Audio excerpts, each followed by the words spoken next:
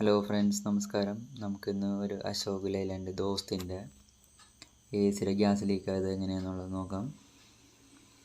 അപ്പം ഞാനിതിൽ pressure test അടിച്ചപ്പോൾ നമ്മളിതിൻ്റെ ഡിസ്ചാർജ് പൈപ്പ് കംപ്രസറിൽ നിന്നും കണ്ടൻസറിലേക്ക് പോണ ഡിസ്ചാർജ് പൈപ്പിൻ്റെ റബ്ബർ ഭാഗം സെക്ഷൻ പൈപ്പിൻ്റെ ക്രിമ്പ് ചെയ്യണ ഭാഗത്ത് കൊണ്ടുവരഞ്ഞിട്ടാണ് നമുക്ക് ലീക്കായിട്ടുള്ളത്.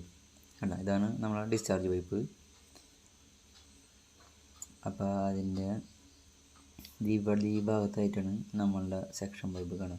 ഈ ഭാഗത്തായിട്ട് സെക്ഷൻ പൈപ്പ് റബ്ബറും വരഞ്ഞിട്ട് ആ എൻജിൻ ലോഡൊക്കെ കയറുമ്പോൾ ആ എൻജിന് വൈബ്രേഷൻ കൂടും.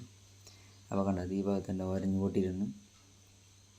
അപ്പോൾ ഇത് സാധാരണ എന്ന് വെച്ചാൽ നമുക്ക് കറക്റ്റായിട്ട് അത് ഒരേത്ത രീതിയിൽ ഫിറ്റ് ചെയ്യുകയാണെങ്കിൽ ലീക്കൊന്നും ഉണ്ടാവില്ല.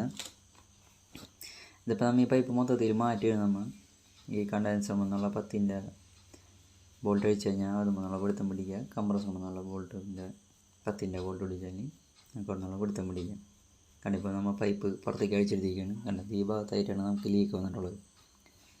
അപ്പോൾ ഒന്നുമില്ലെങ്കിൽ ഈ പൈപ്പ് നമുക്ക് റബ്ബർ ഭാഗം മാറ്റിങ്ങായിട്ട് ക്രിമ്പ് ചെയ്യിക്കുക, അല്ലെങ്കിൽ റെഡിമെയ്ഡ് പുതിയ പൈപ്പ് കിട്ടുന്നുണ്ട്. അപ്പോൾ കണ്ടത് പുതിയ പൈപ്പ് സെറ്റ് ചെയ്തിരിക്കുകയാണ്. അപ്പോൾ ശ്രദ്ധിക്കേണ്ട കാര്യം, നമ്മൾ രണ്ടാമതും അയാ സെക്ഷൻ പൈപ്പും റബ്ബർ ഭാഗം വരാത്ത രീതിയിൽ നമ്മൾ അത് അഡ്ജസ്റ്റ് ചെയ്ത് വേണം പിടിപ്പിക്കാനായിട്ട്. ആണ് ഇതേപോലെ ഗ്യാപ്പൊക്കെ വേണം.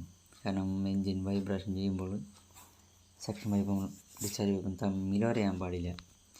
അപ്പോൾ അതിന് ശേഷം നമുക്ക് വാക്യൂം ചെയ്ത് ഗ്യാസ് അടിക്കാവുന്നതാണ്. ഓയിൽ കൊടുക്കണം. ഓയിൽ കൊടുത്ത് നമുക്ക് ഗ്യാസ് ഫില്ല് ചെയ്ത് കൂളിംഗ് ആക്കാൻ വേണ്ടി.